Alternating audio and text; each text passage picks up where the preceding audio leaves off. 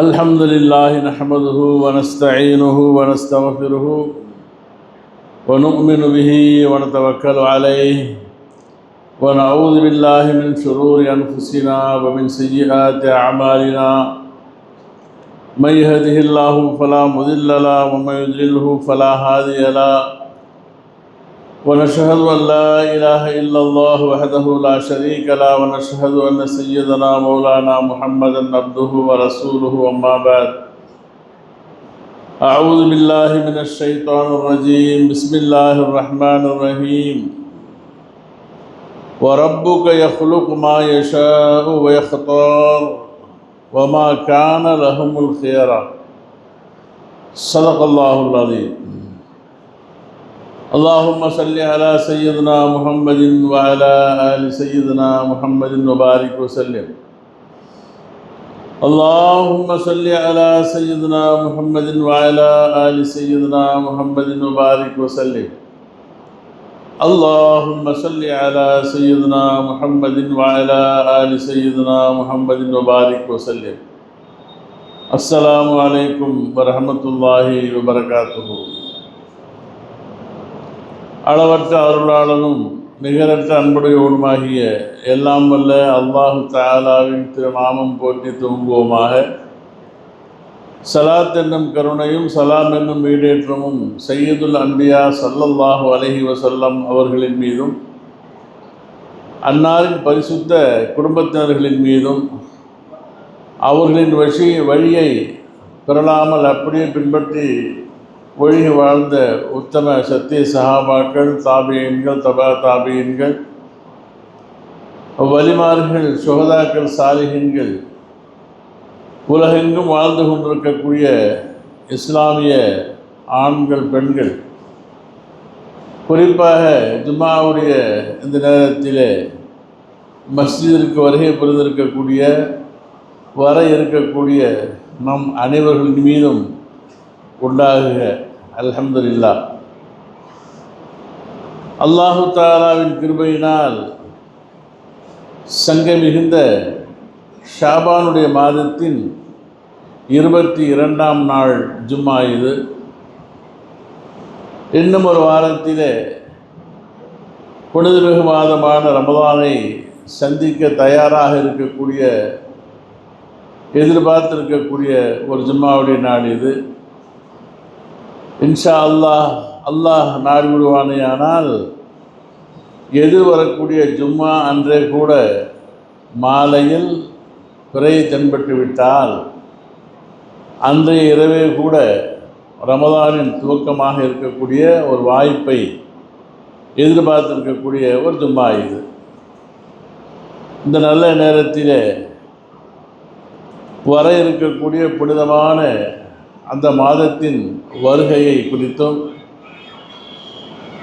அந்த மாதத்திலே அதற்கு முன்பாக நாம் எடுக்கக்கூடிய முன்னெடுப்புகள், நாம் செயல்பட வேண்டிய செயல்பாடுகள், அந்த ரமதான் வந்துவிடும் பொழுது அமல் செய்வதற்கான உண்டான நேர மேலாண்மைகள், இவைகளை குறித்தெல்லாம் நாம் சிந்திக்க வேண்டிய ஒரு முக்கியமான தருணம் இது. அல்லாஹ் ஜல்ல ஷானுஹு வ தஆலா திருமறையிலே சூரத்துல் கஸஸ் 68வது திருவசனத்தில் சொல்ல வரக்கூடிய செய்தி என்னவென்றால், வ ரப்புக யக்லுகு மா யஷாஉ வ யக்தார் வ மா கான லஹுமுல் ஹியரா. நபியே ஸல்லல்லாஹு அலைஹி வஸல்லம் அவர்களே, உம்முடைய ரப்பு எதை விரும்புகின்றானோ அதை படைக்குகின்றான். தான் படைத்ததில் எதற்கு முதன்மை தர வேண்டுமோ, முற்படுத்த வேண்டுமோ, சிறப்பளிக்க வேண்டுமோ அதற்கு அவனே சிறப்பு அளிக்குகின்றான். அந்த படைத்தலிலும் சரி, அது முற்படுத்துவதிலும் சரி, அல்லாஹுவை தவிர வேறு யாருக்கும் அதில் தலையீடு கிடையாது. அவன்தான் படைக்குகின்றான், அவன்தான் தான் நாடியவற்றிற்கு சிறப்பையும் தருகின்றான் என்பதாக அல்லாஹ் திருமறையில் சொல்லி காட்டுவான். அந்த அடிப்படையில் தான் அல்லாஹ் எண்ணற்ற மலக்குகளை படைத்திருக்கின்றான். அந்த மலக்குகளிலேயே சிலரை உயர்த்தி, அதிலும் சிலரை உயர்த்தி ஹஜ்ரத் ஜிப்ராயில் அலைஹிஸ்ஸலாத்து வஸ்ஸலாம் அவர்களை சிறப்பாக்கி வைத்திருக்கின்றார். அல்லாஹு தஆலா லட்சத்திற்கு அதிகமான நபிமார்களை அல்லாஹ் படைத்தான். அந்த நபிமார்களுக்கு மத்தியிலே சிலருக்கு வேதங்களை வழங்கி உருள் அசும் என்ற அந்தஸ்தை கொடுத்து அவர்களிலே எம்பெருமானார் ஸல்லல்லாஹு அலைஹி வஸல்லம் அவர்கள் அல்லாஹ் உயர்வாக ஆக்கி வைத்தார். அதே அல்லாஹு தஆலா உலகத்தில் நேர்வழி காட்டுவதற்காக வேண்டி வான்மறைகளை கொடுத்தான், சுஹூஃபுகளை கொடுத்தான். அந்த எல்லாவற்றிலும் திருக்குரானை அல்லாஹ் மேன்மையாக ஆக்கி வைத்தான். இடங்களிலே மஸ்ஜிதுகள் அனைத்தும் அல்லாஹ்வுக்கே சொந்தம். வஅன்னல் மஸாஜித லில்லாஹ், மஸ்ஜிதுகள் எல்லாம் அல்லாஹ்வுக்கே சொந்தம் என்று சொன்னாலும் கூட அதிலும் அல்லாஹு தஆலா சில மஸ்ஜிதுகளை உயர்வாக ஆக்கி வைத்திருக்கின்றான். அதில் எல்லாவற்றையும் விட கஅபத்துல்லாஹ் அல்லாஹ் தஆலா மேன்மைப்படுத்தியிருக்கின்றான். அந்த அடிப்படையிலே நாட்களிலே, நேரங்களிலே, இரவுகளிலே அல்லாஹ் நினைத்ததே உயர்வாக்கி வைக்கின்றான். அந்த வரிசையில்தான் நாம் எதிர்பார்த்து கொண்டிருக்கக்கூடிய ரமலானுடைய மாதம், புனித மாதம், 12 மாதங்களிலே மிக உயர்ந்த மாதம். அல்லாஹ் திருமறையில் சொன்ன ஒரே பெயர் கொண்ட மாதம் ரமலானுடைய மாதம். ரமலான் வரும் பொழுதெல்லாம் ரமலானுடைய சிறப்பை, ரமலானில் செய்ய வேண்டிய அமல்களை குறித்து, ரமலானிலை பற்றி பெருமானார் ஸல்லல்லாஹு அலைஹி வஸல்லம் என்னென்ன சிறப்புகளை எல்லாம் சொன்னார்களோ அவைகளையெல்லாம் நிறைய ஹதீஸ்கள் வாயிலாக நாம் நிறைய கேட்டிருக்கின்றோம். ஒவ்வொன்றாக ஞாபகப்படுத்தி கொண்டிருப்போமேயானால் நமக்கு நேரம் போதாமை ஆகிவிடும். அடுத்த வாரங்களிலும் அதை பற்றி பேசிக்கொள்ளலாம். என்றாலும் ஒரே ஒரு சிறப்பு, ரமலானுக்கு உண்டான சிறப்புகளிலேயெல்லாம் மிக உயர்ந்த ஒரு சிறப்பை மட்டும் நான் கூறி நம்முடைய விஷயத்திற்கு சென்று விடுவோம். நாயகம் பெருமானார் ஸல்லல்லாஹு அலைஹி வஸல்லம் வரலாற்றிலே, அவர்களுடைய வாழ்க்கையிலே மிக சிறந்த நாள் எவை என்பதாக ஒரு கேள்வி கேட்கப்பட்டார். நபி பெருமானார் ஸல்லல்லாஹு அலைஹி வஸல்லம் வாழ்ந்த 63 ஆண்டு கால வாழ்க்கையிலே மிக சிறந்த நாள், அந்த நாளிலே அது நடந்திருக்காவிட்டால் இந்த உலகமெல்லாம் இஸ்லாம் வந்திருக்காது, இஸ்லாம் பரவி இருக்காது, இஸ்லாம் உயர்ந்திருக்காது, உலகமெல்லாம் பேசப்பட்டிருக்காது. அந்த நாளிலே இஸ்லாத்திற்கு அப்படி ஒரு செயல் கிடைத்திருக்காவிட்டால் இமாலய வெற்றியை பெற்றிருக்க மாட்டார்கள். அந்த நாளிலே அப்படிப்பட்ட ஒரு செய்தி கிடைக்கவில்லை என்று சொன்னால் மக்காவை விட்டும் இஸ்லாம் வெளியே போயிருக்காது என்று சொல்லப்படக்கூடிய நாட்கள் என்று சொன்னால் எதை சொல்லுவீர்கள் என்று ஒரு கேள்வி கேட்கப்படுகின்றதாக வைத்துக் கொள்வோம். நல்ல வணங்குறீங்களா? நபி பெருமானார் ஸல்லல்லாஹு அலைஹி வஸல்லம் காலத்தில், வரலாற்றில் 63 ஆண்டு கால வாழ்க்கையில் இப்படிப்பட்ட நாள், அந்த நாளில் அந்த செய்தி நடக்கவில்லை என்றால் நபிகளாருடைய புகழ் ஓங்கி இருக்காது, உலகெல்லாம் இஸ்லாம் பரவி இருக்காது, இந்த இஸ்லாத்திற்கு இவ்வளோ வளர்ச்சி இருந்திருக்காது.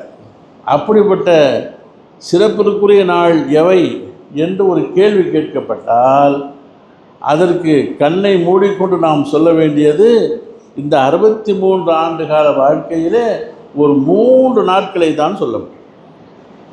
அந்த 3 நாட்களில் தோல்வி ஏற்பட்டிருக்குமே ஆனால், அந்த செயல் நடைபெற்றிருக்கவில்லை என்று சொன்னால் இஸ்லாம் இந்த மண்ணிலே இருந்திருக்காது. முதலாவதாக என் பெருமானார் ஸல்லல்லாஹு அலைஹி வஸல்லம் அவர்களுக்கு அந்த ஹிரா குகையிலே வைத்து அல்லாஹ் வேதத்தை அருளிய நாள், குர்ஆன் அருளிய நாள். இப்போ அல்லாஹ் சொல்கிறான்னா ஹுதல் லின்னாஸி வ பய்யினாத்தின் மினல் ஹுதா வல் ஃபுர்கான். இந்த குர்ஆன் இருக்குகின்றதே உலக மக்கள் அனைவர்களுக்கும் கியாமத் நாள் வரையிலே நேர்வழி காட்டக்கூடிய மிக சிறந்த வேதம். அதை தவிர நேர்வழி காட்டக்கூடியது உலகத்தில் வேறு ஒன்றும் இல்லை. அதன் பிரகாரம் நடப்பவர்கள் நிச்சயமாக நல்ல மனிதர்களாக வாழ முடியும். மனிதர்களுக்கு மத்தியிலும் சரி, படைத்தவனுக்கு மத்தியிலும் அல்லாஹ்விடத்திலும் நல்லவனாக வாழ முடியும். ஹுதல்லின் நாஸ், மனிதர்களுக்கே நேர்வழி காட்டக்கூடிய திருவேதமாம் அல் குர்ஆன் அருளப்பட்ட அந்த நாள் இருக்குகின்றது அல்லவா, அது நபிகளாருடைய காலத்துடைய வாழ்க்கையிலேயே மிக சிறந்த நாள். சந்தேகம் இருக்கா? நபிகளாருக்கு குர்ஆன் இறங்கின நாள் தான் உலகத்திலே மிக சிறந்த நாள்.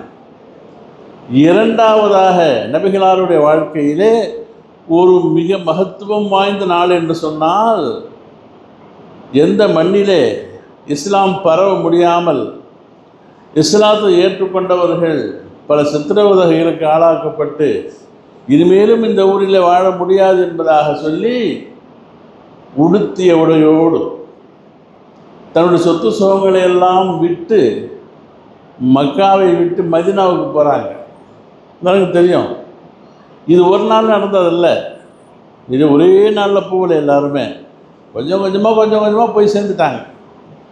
அங்கே போனதுக்கு பிறகு இந்த இஸ்லாமியர்களை வாழ விடக்கூடாது, இஸ்லாமியர்களை அழிக்க வேண்டும், இந்த பூமியிலே இஸ்லாம் வேரூன்றக்கூடாது, எப்படியும் அதை பிடுங்கி எறிய வேண்டும் என்பதற்காக வேண்டி என்று மதீனாவுக்கு போனதுக்கப்புறம் 2 ஆண்டுகளிலேயே மக்காவிலிருந்து பெரிய படை ஒன்றை திரட்டுகின்றார்கள். எல்லா வசதிகளோடும் செல்லுகின்றார்கள். மதீனாவில் இருக்கக்கூடிய முஸ்லீம்களோ மிக குறைவு, மிக மிக குறைவு. வயோதிகர்கள் அந்த குறைவானவர்களே அதிகம். எந்த வகையான ஜிஹாது சண்டைக்குண்டான ஆயுதங்கள் இல்லை, போர் பயிற்சி யாருக்குமே தெரியாது. அப்படிப்பட்ட காலகட்டத்திலே ஒரு 313 பேர்கள் மட்டும் இந்த எதிரிகளோடு போராடுவதற்காக வேண்டி பதிலிலே ஒன்று கூடுகின்றார்கள். இவர்கள் பக்கமும் ஏராளமான மக்கள், ஏராளமான வசதி, எல்லா வகையான ஆயுதங்கள். இந்த அன்றைய நாளிலே அல்லாஹு தஆலா அந்த அதிகமான படையினருக்கு நிறைய அவர்களது ஆயுதம் இருக்குது, எல்லா வசதியும் இருக்குது என்பதற்காக வேண்டி பலகீனமான இந்த மக்கள் தோற்று இருப்பார்களே. ஆனால் கொஞ்சம் யோசனை பண்ணி பார்ப்போம், இஸ்லாம் உலகத்தில் வேறு பிடித்திருக்குமா? ஏன்னா கடைசி நபி, கடைசி வேதம், இதுக்கப்புறம் யாரும் நபிமார்கள் வரப்போவதில்லை. இஸ்லாம் வேரோடு பிடிக்கப்பட்டிருக்கும். அல்லாஹ் பாதுகாக்கணும் இல்லையா? அந்த பத்ர் யுத்தத்தின் பொழுது அல்லாஹ் தஆலா அந்த 313 பேர்களை கொண்ட அந்த சஹாபாக்களுக்கு வெற்றியை கொடுத்தான் அல்லவா? அல்லாஹ் சொல்கிறான்ல, வெற்றியை நாம் பதிலே அளித்தோம். அந்த வெற்றி அடைந்த நாள் இருக்குகின்றது அல்லவா? நபிகளாருடைய 63 ஆண்டு கால வாழ்க்கையில் மிக சிறந்த நாள் இருக்கா இல்லைங்களா? மிக சிறந்த நாள், ரசூலுல்லாஹ்வுடைய வாழ்க்கையில் மறக்க முடியாத நாள், அவ்வளவு முக்கியத்துவம் வாய்ந்த நாள் அது. 2. மூன்றாவது ஒரு சிறந்த நாள் ஒன்று இருக்குகின்றது. நபிகளாருடைய வாழ்க்கையிலே இந்த இஸ்லாம் மறுமலர்ச்சி பெறுவதற்காக, உலகமெல்லாம் இஸ்லாம் பரவுவதற்காக, கியாமத் வரை நிலைத்திருப்பதற்கு உண்டான முக்கியத்துவமான ஒரு செயல்பாடு, ஒரு செயல் நடந்த ஒரு நாள். என்னங்க அது? ஃபதஹ் மக்கா, மக்கா வெற்றி அடைந்த நாள். எந்த ஊரில் இருந்து இந்த இவர்களெல்லாம் வெளியேற்றப்பட்டார்களோ, இஸ்லாமியர்கள் உளுத்திய துணியோடு வெளியே வந்தார்களோ, சொத்து சுகங்களை எல்லாம் விட்டு வந்தார்களோ, அடித்து துரத்தப்பட்டார்களோ, அதே சஹாபா பெருமக்கள் ஒரு 8 ஆண்டுகளுக்கு பிறகு அதே மக்காவை சென்று வெற்றி கொள்ளுகின்றார்கள். ஃபதஹ் மக்கா, மக்கா வெற்றி அடைந்த நாள். எப்பேற்பட்ட வெற்றி தெரியுமா? மகத்துவம் தெரியுமா? அந்த வெற்றிக்கு அல்லாஹ் திருமறையில் கூறுகின்றான், எந்த ஊரிலே பிறந்தகத்தில் வாழ முடியாது, சொத்து சுகத்தெல்லாம் விட்டுட்டு போய் அபகரித்து கொள்ளுவோம், ஊரை விட்டு வெளியே போங்க எல்லாரும் என்று துரத்தப்பட்ட அதே சஹாபாக்கள் திரும்ப 8ஆம் ஆண்டில் வருகின்றார்கள். வந்து வெற்றி அடைந்ததன் பின்னர் அல்லாஹ் ஒரு ஆயத்தை இறக்குறான். என்ன சொல்கிறான் தெரியுமா? எந்த ஊரில் இருந்து இந்த காஃபிர்கள் ஆக்கிரமிப்பு செய்து கொண்டு உங்களையெல்லாம் துரத்தினார்கள் அல்லவா, இப்போ உங்களுக்கு நம்ம வெற்றியை கொடுத்துட்டோம். எப்பேற்பட்ட வெற்றி என்று சொன்னால், ஈமான் கொண்ட விசுவாசிகளே, யா ஐயுஹல்லதீன ஆமனு, ஈமான் கொண்டவர்களே, இன்னமல் முஷ்ரிகூன நஜசும், இந்த முஷ்ரிக்குகள் இருக்கிறாங்கள, மக்கத்து காஃபிர்கள் எல்லாம் அசுத்தமானவர்கள். ஷிர்க் நஜீஸ் இருக்குது அவங்களுடைய கல்புகளில். அவங்க எல்லாம் எப்படிப்பட்டவங்க? அசுத்தமான ஆட்கள்.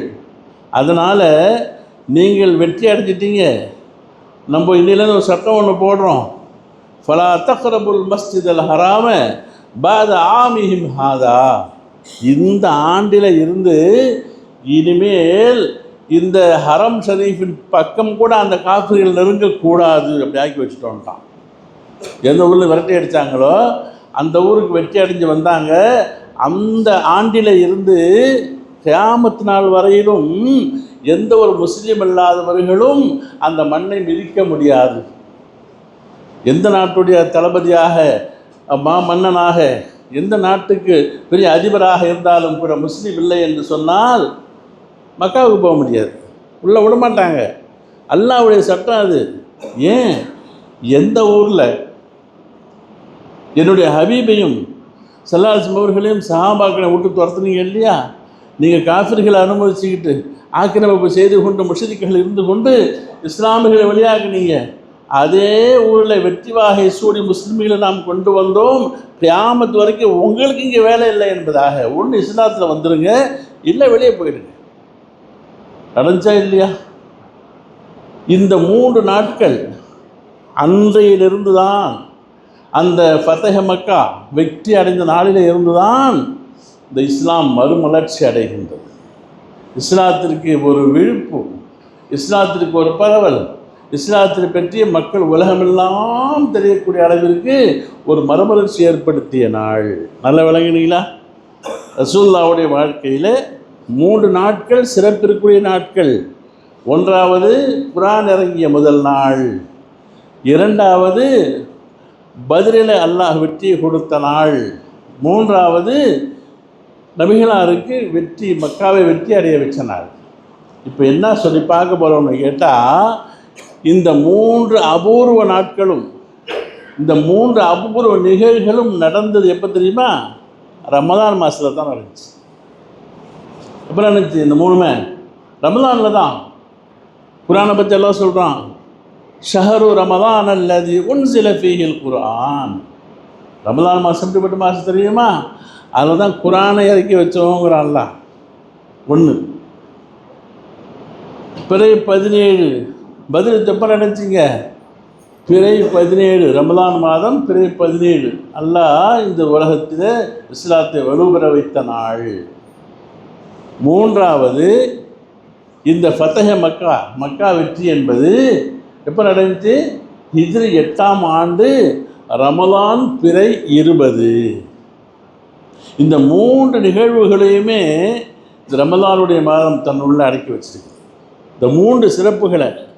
அப்போ அல்லாஹு தஆலா இந்த இஸ்லாத்தை ஒளிர வைக்க, மேம்படுத்த, அந்த இஸ்லாமியர்களை அல்லாஹ் உயர்வாக ஆக்க, தன்னோடு நெருக்கமாக்கி கொள்ள, சொர்க்கத்துக்கு ஆளாக்கி கொள்ள, நரக விடுதலையை கொடுப்பதற்காக வேண்டியும் அல்லாஹ் தேர்ந்தெடுத்த மாதம் எதுங்க? ரமலான். அதை நம்ம விளங்கணும். அந்த ரமலான் மாதம் தான் நம்ம வீட்டு வாசலில் நிற்கிது. இப்போது அதை பற்றி நம்ம சிந்திக்கணும். அப்போ ரமலானில் நம்ம என்ன செய்ய போகிறோம், என்ன அமல் செய்யணும், என்ன செய்யணும், அதுக்கு என்ன தயாரிப்பு, என்ன சிந்தனை கொள்ள வேண்டும், அந்த சிந்தனையை தூண்டி கொள்ள தான் ஒரு இந்த பயான்கள் போக்குவரத்தெல்லாம் வச்சுருக்கோம் இல்லையா? சரி, இப்போது நாயகம் சிலான்னு சொல்கிறாங்க, ரமலானில் என்ன செய்யணும் என்று சொன்னால் ஒரு 4 அமல்கள் முக்கியம். முஸ்லீம் என்று சொல்லக்கூடியவர்கள் ஆணாக இருந்தாலும் சரி, பெண்ணாக இருந்தாலும் சரி, அவர்களுக்கு ரமலானுடைய மாதத்தில் ஒரு 4 கடமைகள் வந்து விடுகின்றன. ஒன்றாவது திலாவத்துல் குர்ஆன், குர்ஆனை அதிகமாக ஓதுவது. ஏன்னா அது குர்ஆன் அருளப்பட்ட மாதம். அதுக்கு என்ன செய்யணும்? ஹாஃபிஸ்மார்களை வச்சு குர்ஆனை ஓத வச்சு, ஓத தெரியலையா தொழுகையில் கேளுங்க, கேட்டாலும் ஓதுன மாதிரி, முடியலையா ஓதுங்க, கற்றுக்கங்க. இப்போ குர்ஆனுடைய மாதம் அது, குர்ஆன் அருளப்பட்ட மாதம், குர்ஆன் அதிகமாக ஓதுங்க. இரண்டாவதாக இரவிலும் பகலிலும், இரவு தொழுகைகள், நஃபிலான தொழுகைகள், ஃபர்லான அமல்கள் தனியாக எப்பயுமே உள்ளது இருக்குது. அப்போ இரவில் இந்த மாதிரி அமல்களை செய்கிறது, பகலில் என்ன செய்கிறோம்? நோன்புகள் வைப்பது, பகலில் நோன்பு வைப்பது. மூன்றாவதாக நாம் செய்ய வேண்டியது முடிந்த அளவுக்கு தர்மங்கள் அதிகமாக செய்யுது. அப்போது இரவில் பகலில் தொழுகிறது, பகல் காலங்களில் நோன்பு வைக்கிறது. தொழுகை நஃபில் தொழுகைகள் அதிகமாக தொழுகிறது, பகலில் மட்டும் நோன்பு வைக்கிறோம். முடிந்த அளவுக்கு தர்மங்களை செய்வது. சதகா சதகத்து ரத்துல் பலா வல் கலா. இந்த தர்மம் என்பது மனிதர்களுடைய பலாவையும் நீக்குகின்றது, அவருடைய கலா கதிரையும் கூட மாற்றி விடுகின்றது. நான் சொல்ல அந்த தர்மத்தை ரமதானில் அதிகமாக செய்வதற்கு ஏற்பாடு செய்யும். குறிப்பாக இந்த இஸ்லாம் வளர்வதற்கு, இஸ்லாம் அதிகமாக மக்கள் சேர்வதற்கு காரணமாக இருந்தது, மதீனாவுக்கு ரசூலுல்லாஹ் போயிட்டாங்க.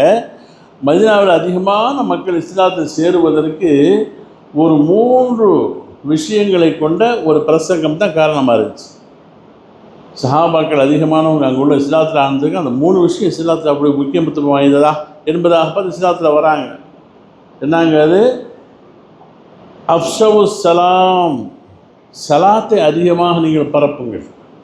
சலாத்தை அதிகமாக சொல்கிறது, தெரிஞ்சவங்களோ தெரியாதவங்களோ சலாம் சொல்லி முகமன் கூறுவது இஸ்லாத்துடைய சிறப்புகளிலே முதலாவது. 2வது அத்தியமுத்தாம், நீங்கள் மற்றவர்களுக்கு உணவளிப்பது, மற்றவர்களை பசியாற்றுவது. 3வது சல்லு பில்லைலி வன்னாசு நியாம், மக்கள் தூக்கத்தில் இருக்கும் பொழுது எழுந்து நீங்கள் தொழுகுவது அதிகமாக. அல்லாஹ் தஆலா அவர்களுக்கு துஆ கேட்கும். இந்த 3 செயல்பாடுகளை கேட்டு தான் அதிகமான பேர்கள் இஸ்லாத்தில் வராங்க. அது என்ன சொல்லப்படுகின்றது? இந்த தொழுகை நிறைய இரவு தொழுகைகள் இந்த நோம்பில் வந்துடுது.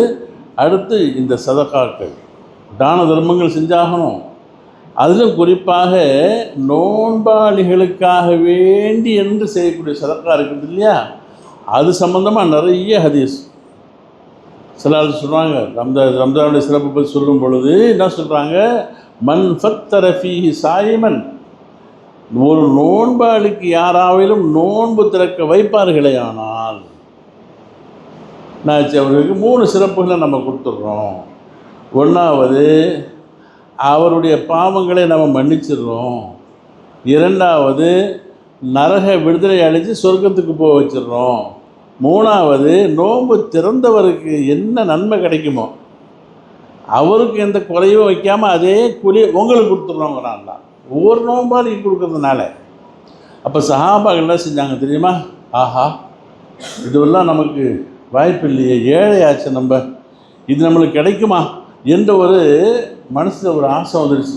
பணக்காரங்க மட்டும்தானே அப்படிலாம் செய்ய முடியும், நமக்கெல்லாம் அந்த வாய்ப்பு உண்டா என்று சொல்லும் பொழுது சிலர் சொன்னாங்க, ரமதான் மாதம் அப்படிப்பட்டதல்ல, ஏழைகளையெல்லாம் விட்டுடாது.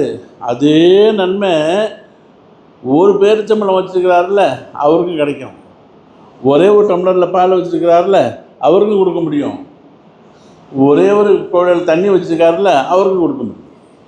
எப்படி? அப்போ சஹாபாக்கள் கை செய்தப்பட்டாங்க. அப்போ பணக்காரங்க மட்டும்தான் வசதி அடைய முடியும், ஏழைகளுக்கெல்லாம் அப்படிப்பட்ட ஒரு வாய்ப்பு இல்லையே.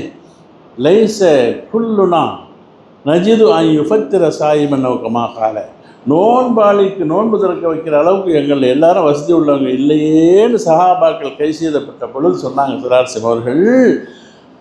அந்த நன்மை எல்லாம் உங்களுக்கு கொடுப்பான். எப்போ?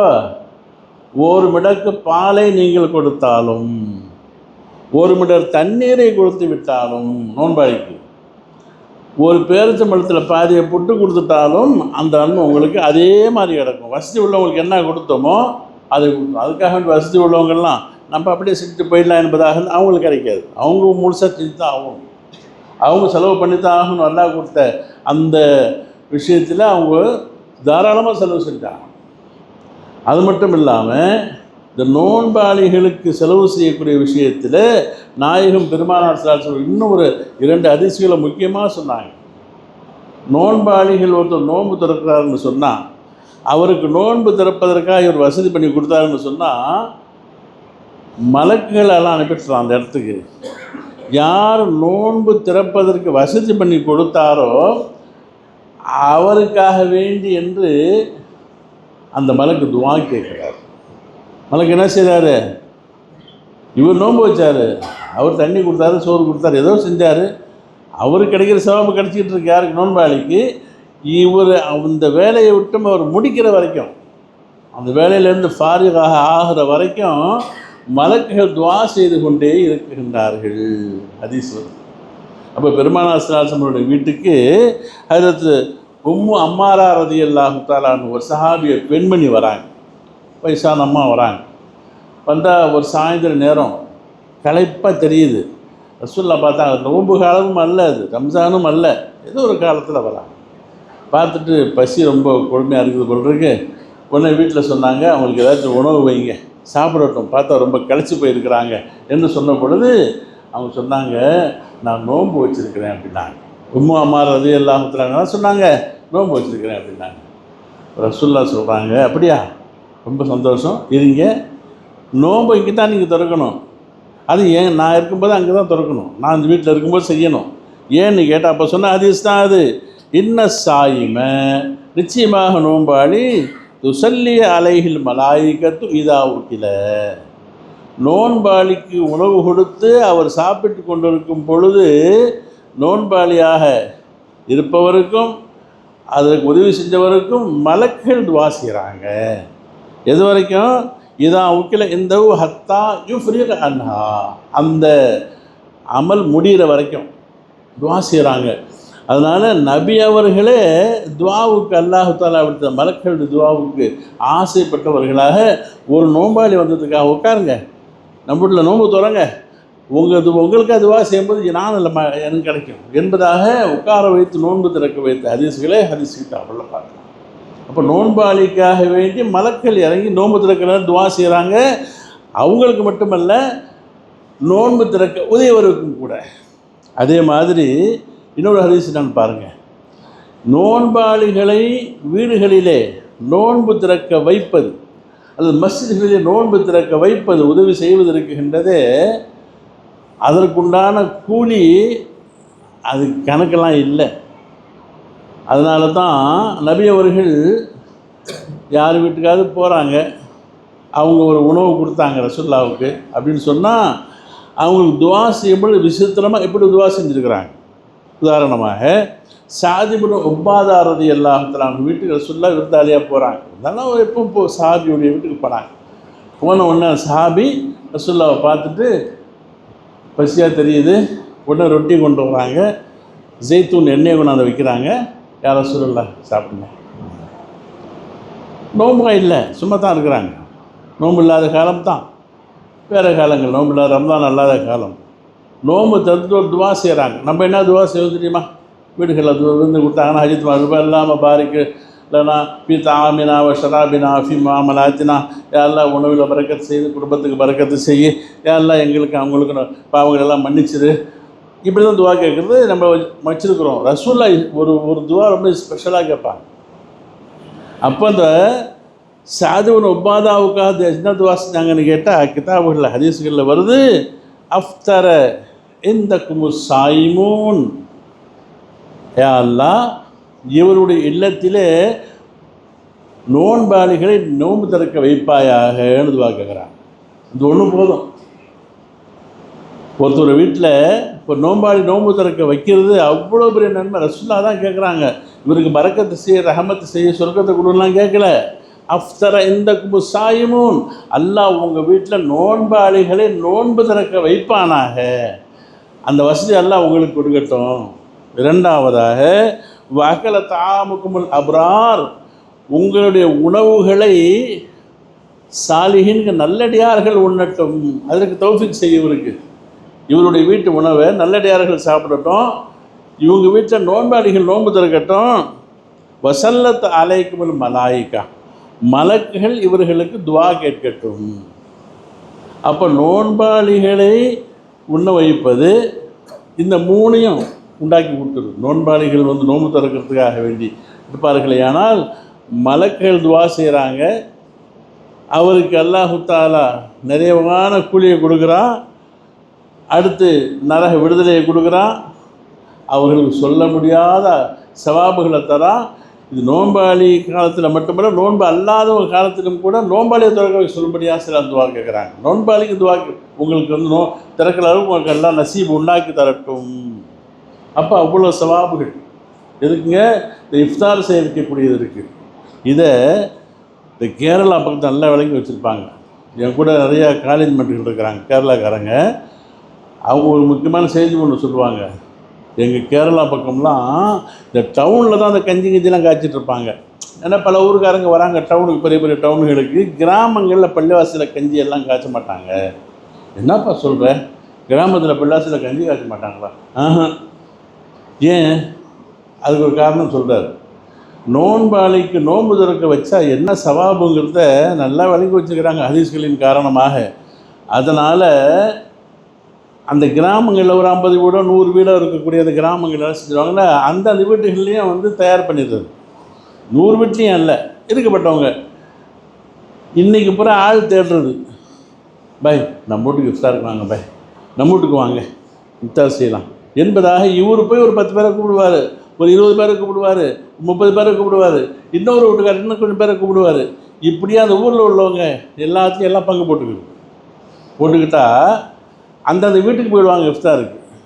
பள்ளிவாசலில் ஹஜ்ஜத்து மோதினார்னு இருப்பாங்க, ரம்ஜானில் மட்டும் தொழுதுக்கிறது. அந்த போகிற வீட்டில் நோம்பு திறந்துட்டு துவா செஞ்சுட்டு அங்கேயே மகரிப் தொழுதுட்டு வந்துடுவாங்க. இது கிராமங்களில் கேரளாவில். ஏன்னா அந்த இஃப்தாருடைய அந்த அமல்களில் ஈடுபட்டால், அதுக்கு உதவி செஞ்சால் எவ்வளோ சவாபுங்கிறது ஹதீஸ்கள் மூலமாக வழங்கி வச்சுருக்கிறாங்க. நோம்பாளிக்கு நோம்பு திறக்க வச்சுட்டோம்னா அப்புறம் என்ன இருக்குது என்ற அந்த ஒரு நினைப்பு அவங்களுக்கு. உண்மையும் கூட அதுதான். அப்போ எவ்வளோ ஒரு ரத்த சோறு போட்டாங்கன்னாக்கா அவருக்கு துவா செய்யும் பொழுது உங்கள் வீட்டில் எல்லாம் நோம்பாளியை நோம்பு திறக்க வைப்பானாகன்னு ரசூல்லா கேட்கக்கூடிய அளவிற்கு உண்டான சவாபான அமல். அந்த உயர்ந்த அமல் தான் இப்போது எல்லா மஹல்லாக்கள்லேயும் நம்முடைய நோம்புக்கு முன்னால் அந்த அமல் தேடிக்கிட்டு இருக்குது. நம்மளை தேடுது. நம்ம இதில் முந்தணும். இது அதிகமான முறையில் வசதி அதிகமாக உள்ளவங்க தான் நோம்புக்கு கஞ்சி கொடுக்கணும் என்பதாக அல்ல. எப்படி ஒரு முடக்கு தண்ணி கொடுத்தா கூட, ஒரு முடக்கு பால் கொடுத்தா கூட சவாபு கிடைக்குதுன்னு சொல்லும் பொழுது, எனக்கு 6000லாம் தர முடியாது பை, எனக்கு ஒரு 4 ரூபா தான் கொடுக்க முடியும், அதை 3 ரூபா தர முடியும். ஏதோ நம்மளால் முடிஞ்சதை பங்கில் சேர்ந்துடணும், இந்த கஞ்சியுடைய பங்கில் சேர்ந்துடணும். அப்போ தான் அது அறிவுடைமையாக இருக்கும். அதனால் பள்ளிவாசல்களை கணக்கு ஒன்று வச்சுருப்பாங்க, எல்லோரும் சேர்ந்துங்கிறதுக்காக வேண்டி. ஒரு கஞ்சியுடைய கணக்கு ஒரு 15000 வருதுன்னு சொன்னாக்கா அது எல்லோரும் கொடுக்க முடியாதுங்கிறதுக்காக ஒரு பகிர்ந்து எல்லோரும் கலந்து போட்டுக்கிட்டோம்ங்கிறதுக்காக தான் ஒரு முழு கஞ்சி 6000, அரை கஞ்சியாக தான் 4000 ஒரு ஃபிக்ஸ் பண்ணி வச்சுருக்கிறாங்க. இதையே நம்ம கணக்கு வச்சுட்டு இருக்க வேணாம். இருக்கப்பட்டவங்க இன்னும் அதிகமாக 10-15 கூட கொடுக்கலாம் இல்லையா? அந்த அளவு கொடுக்கலாம். இன்னும் கம்மியாக தான் என்கிட்ட இருக்குதா, இந்த மாதிரி 2000 தான் இருக்குல்ல, நானே கொஞ்சம் கஷ்டவாளி வச்சுக்கோங்க. உண்மையான கஷ்டவாளியாக இருக்கணும், பொய் சொல்லிலாம் கொடுக்கக்கூடாது. இப்படி கொடுத்து சவாவி பெற வேண்டும். ஆக ஒவ்வொருத்தவங்களும் நம்ம கஞ்சி நோம்பு திறக்க வரோம் வரல, நோன்பாளியுடைய அந்த பகல் நம்ம காசு இருக்கணும்னு எல்லாருமே நினைக்கணும். எல்லோரும் நினைக்கணும், ஏழை நினைக்கணும், பணக்காரங்களும் நினைக்கணும். இன்ஷா அல்லாஹ் அதை அப்படி பங்கெடுத்து கொள்வோமா? அதனால் நம்ம நிர்வாகத்தில் ஏற்பாடு செஞ்சுக்கிறாங்க. ஒரு முழு கஞ்சிக்கு 6000 ரூபாவும், அரை கஞ்சிக்கு 4000 ரூபாவும். முடிஞ்சவங்க அதை விட அதிகமாக தாங்க. கம்மியாக இருக்கிறவங்க உங்களால் முடிஞ்சதை நீங்கள் இன்ஷா அல்லாஹ் அவங்களுக்கு பதிவு பண்ணிட்டுருக்காங்க. நீங்கள் நோட்டு வச்சுருப்பாங்க, நீங்கள் எழுதிட்டிங்கன்னா இன்ஷா அல்லாஹ் மெதுவாக காசு கூட கொடுத்துக்கலாம் இன்ஷா அல்லாஹ். அல்லாஹு தஆலா ரமலானுடைய மாதத்தில் நம்முடைய கை கால்களுக்கெல்லாம் சலாமத்தை கொடுத்து, உடல் ஆரோக்கியத்தை கொடுத்து, பகல் காலங்களில் நோன்பு வைக்கவும், இரவு நேரங்களிலே நல்ல நஃபிலான வணக்கங்களை அதிகமாக செய்வதற்காக வேண்டியும், நம்முடைய காசு பணங்களை கொண்டு தர்மம் செய்து அல்லாஹ் தஆலாவுடைய திருப்தி அடைந்து கொள்ளவும், நரக விடுதலை பெற்றுக்கொள்ளவுமான எல்லா தௌஃபீக்கையும் அல்லாஹ் முழுமையாக நம் அனைவருக்கும் தந்துடுவானாக. வாஹிர் தஅவானா அல்ஹம்துலில்லாஹி ரப்பில் ஆலமீன்.